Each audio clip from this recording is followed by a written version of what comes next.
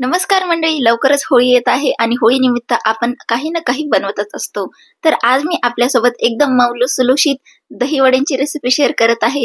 खूपच चवदार बनते आणि खूप साऱ्या टिप्स अँड ट्रिक्स सह सांगत आहे, ज्यामुळे तुमचे जे वडे आहेत ते एकदम कापसासारखे मऊ लुसलुशीत बनतील. तर चला तर मंडळी, रेसिपीला सुरुवात करूया. पण त्याआधी जर तुम्ही चॅनलवर नवीन असाल तर प्लीज चॅनलला सबस्क्राईब करायला विसरू नका. तर सगळ्यात आधी मी येथे 1 कप उडदाची डाळ होती, ती रात्रभर भिजत घातलेली होती. याला 2-3 वेळा पाण्याने स्वच्छ धुतले होते आणि मग याला भिजत घातले होते. आता याच्यातनं आपण पाणी काढून देऊ आणि याला स्ट्रेनर मध्ये ठेवू, जेणेकरून याच्यात जे एक्सेस पाणी असेल ते ड्रिप ऑफ होऊन जाईल. यामुळे आपल्या बॅटर मध्ये जास्त पाणी येणार नाही आणि आपलं जे बॅटर आहे वडेचं ते एकदम परफेक्ट होईल. त्यामुळे ही स्टेप तुम्ही नक्कीच करा. आता या डाळीला मी भांड्यामध्ये घालत आहे मिक्सरच्या आणि आपण याला एकदम बारीक पेस्ट बनवून घेऊ. पण इथे सर्वात महत्वाची टीप म्हणजेच ज्यावेळेस आपण याला दळतो डाळीला, त्यावेळेस आपल्याला एकदम चिल्ड वॉटर इथे वापरायचं आहे. यामुळे आपला जो बॅटर आहे तो एकदम परफेक्ट वड्यांसाठी होतो.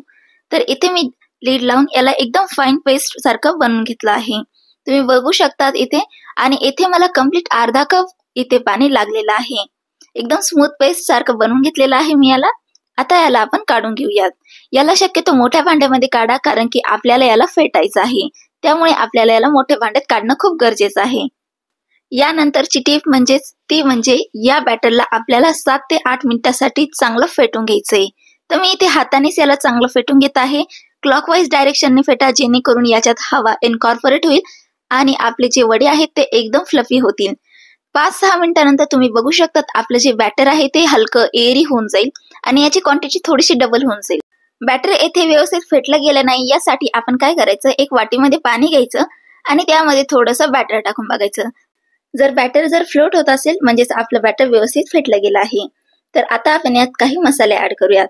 तर मी इथे 1 टीस्पून काळी मिरची पावडर घातला आहे, सोबतच 1 टीस्पून जिरं घातलं आहे, चवीनुसार मीठ आणि 1 टीस्पून मी इथे हिरवी मिरची घालत आहे. थोड्या हलक्या हाताने आपण आता हे सगळं जिन्नसांना एकत्र करून घेऊयात. आता वड्यांना आपल्याला सोक करावं लागेल, तर त्यासाठी मी इथे एकदम गरम पाणी घेतलेलं आहे. हे जास्त गरम आहे, जेणेकरून आपण जेव्हा वडे तळू तोपर्यंत हे कोमट पर्यंत होऊन जाईल. किंवा तुम्ही साईड बाय साईड याला कोमट पाण्यामध्ये घालून पण ठेवू शकतात. पण इथं मी पाणी तापायला ठेवलं होतं, पण ते खूप जास्त गरम झालं, त्यामुळे मी ती अशी करत आहे. तर यामध्ये थोडंसं मीठ घालत आहे आणि आता आपण वडे तळून घेऊयात. तर वडे तळून घेण्यासाठी मी इथे हाताला थोडंसं पाणी लावलेलं आहे आणि अशा प्रकारे आपण वडे तळून घेऊ. इथे तेलाचं टेम्परेचर पण खूप महत्वाचं आहे. तेलाचं टेम्परेचर आपल्याला चेक करण्यासाठी मी इथे थोडंसं बॅटर टाकून बघत आहे. बघू शकतात बॅटर टाकल्याबरोबर लवकर वरती आलेलं आहे आणि बबल्स पण येत आहे, म्हणजेच तेल आपलं इतपत गरम पाहिजे. तर या तेलामध्ये आपण एक एक सगळे वडे सोडून घेऊयात. तर मी इथे एकदम छोटे छोटे वडे इथे तळून घेत आहे. तुम्हाला वाटलेस तर तुम्ही इथे मोठे वडे सुद्धा पाडू शकतात. तर एक एक वडा इथे मी टाकून घेतला आहे आणि याला आपण मीडियम फ्लेमवर मस्त गोल्डन होईपर्यंत तळून घेऊयात. याला तळण्यासाठी आपल्याला जास्त वेळ नाही लागत, हार्डली आपल्याला 2 ते 3 मिनिटे याला लागतात. तर हे मस्त गोल्डन कलरचे झाले आहेत, तर आपण याला आता काढून घेऊयात. आणि सर्वात महत्वाची टीप, इथे जेव्हा आपण तेलामधून हे वडे काढतो तर लगेचच आपल्याला याला कोमट पाण्यामध्ये घालून घ्यायचं आहे. पाण्याचं टेम्परेचर आपल्याला एकदम कोमट पाहिजे, जास्त गरम पाण्यामध्ये अजिबातच वडे घालू नका. तर अशाच प्रकारे मी सेकंड बॅच पण इथे तळून घेत आहे. ज्यावेळेस पण तुम्ही वडे तेलामध्ये घालाल तर त्यावेळेस कमीत कमी 5 मिनिटासाठी याला अजिबातच हात लावू नका, नाहीतर वडे असे चिटकून जाऊ शकतात. म्हणून वडे घातल्यानंतर कमीत कमी ते सेटल होईपर्यंत 5 मिनिटासाठी वेट करा. तर याला मी एक एक करून सगळे बॅचेस इथे टाकून घेतले आहे पाण्यामध्ये. तुम्ही बघू शकता जे पहिले वडे येथे फुगलेले आहेत. हे खूप सॉफ्ट असल्यामुळे हे पाण्याच्या वरती फ्लोट होत आहे. तर त्यामुळे मी याला वरतून एक प्लेट ठेवत आहे आणि आता आपण याला 2 तासासाठी रेस्टवर ठेवूया. तर इकडे मी 2 कप दही घेतलेला आहे. हे होममेड दही आहे. याच्यामध्ये मी 1/4 कप साखर टाकत आहे. तुम्ही साखर आपल्या आवडीनिवडीनुसार जास्त किंवा कमी करू शकतात. आता साखरेला आपण चांगल्यापैकी फेटून घेऊ. मी इथे पिठी साखरेचा वापर केलेला आहे. तुम्ही पाहिजे असेल तर जी साखर असते डायरेक्टली यूज करू शकतात. आता आपण याला 2 तासासाठी फ्रीज मध्ये ठेवून देऊया.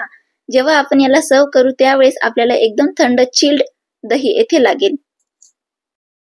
तर 2 तासानंतर तुम्ही बघू शकतात वडे आपले किती फुगून दुप्पट तिप्पट झालेले आहेत. आता आपण यांना सर्व करून घेऊ. तर यासाठी मी आपले जे वडे आहेत त्यांना थोडेफार स्क्वीज करत आहे, ज्यामुळे याच्यात एक्सेस वॉटर असेल तर तो निघून जाईल. हे वडे खूपच नाजूक आहेत, त्यामुळे एकदम हलक्या हाताने आपल्याला यांना स्क्वीज करायचं आहे, नाहीतर हे तुटू पण शकतात. यांना सर्व करण्यासाठी मी वड्यांना एका दहीमध्ये डीप करणार आहे.